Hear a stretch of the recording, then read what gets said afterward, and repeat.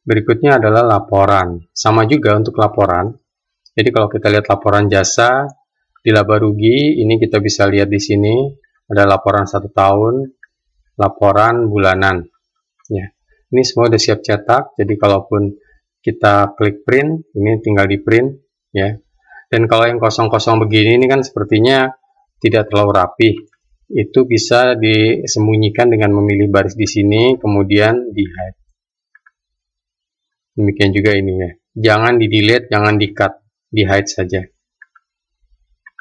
Nah, sehingga kalau kita print, ini bisa jadi satu halaman dan tampilannya bagus. Kemudian neraca juga sama ya. Ini semua udah siap cetak, yang kosong-kosong bisa disembunyikan. Ada kemudian arus kas, kemudian ada aset ya. Di laporan jenis yang lain juga sama, hanya untuk jasa hanya ada 1 tahun dan bulanan, tapi kalau yang ada produknya, di sini juga bisa dilihat laporan laba rugi kotor dari masing-masing unit usaha di sini.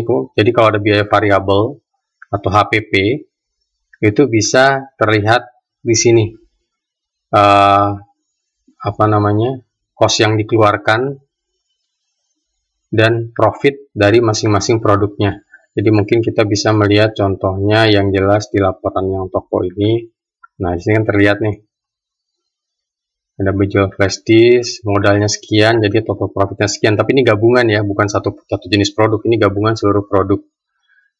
Contoh lain tadi di AMDK, laporan produk. Nah, sini total penjualan sekian, HPP sekian, profit sekian. Jadi ini sebelum dikurangi dengan pengeluaran. Jadi balik lagi ke laporan, ada neraca, arus kas, aset, dan kalau simpan pinjam juga sama. Perhatikan karena di sini laporan untuk nasabah itu dilihatnya di modul angsuran, ya. Jadi pada prinsipnya laporan di sini laporan keuangan. Ada laporan per masing-masing unit usaha, ada juga laporan gabungan seperti yang sudah tadi bisa diperlihatkan di bagian setup. Ini masing-masing unit usaha sudah muncul dan ada total semuanya. Ada berapa model ya, ini adalah laba rugi yang seperti ini. Jadi per unit usaha ditampilkan. Ada model berikutnya adalah pengeluarannya disesuaikan dengan bebannya, tapi pendapatan dan HPP-nya disesuaikan dengan unit usahanya. Kemudian ada neraca, ini neraca juga neraca gabungan, jadi bisa terlihat. Dan di sini sudah, jadi ada neraca awal dan neraca akhir. Di sini bisa dilihat komposisi atau kontribusi dari masing-masing unit usaha. Arus kas juga sama, ekuitas sama. Aset adalah gabungan dari semuanya. Di sini ditambahkan keterangan ya, dari masing-masing. Ini maksudnya asetnya kepunyaan dari unit usaha yang mana. Selain itu ada pajak UMKM, ini pajak gabungan ya. Jadi seluruh unit usaha sudah digabung menjadi satu. Jadi kalau lapor pajak ya sudah tidak perlu menghitung masing-masing unit usaha, tapi sudah digabung saja totalnya sekian ya UMKM yang di bawah 4,8 M. Jadi kalau total seluruh omset unit usaha ini kurang dari 4,8 M selama setahun, itu sama dengan kurang lebih 400 juta per bulannya.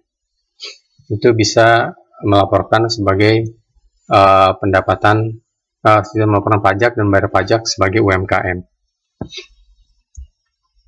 Oke, saya kira untuk laporan ya karena tidak ada yang dilakukan ya, hanya melihat saja, tidak masalah ya. Jadi bisa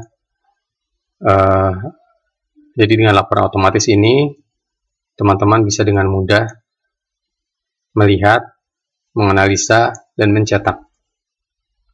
Oke, mudah-mudahan cukup jelas.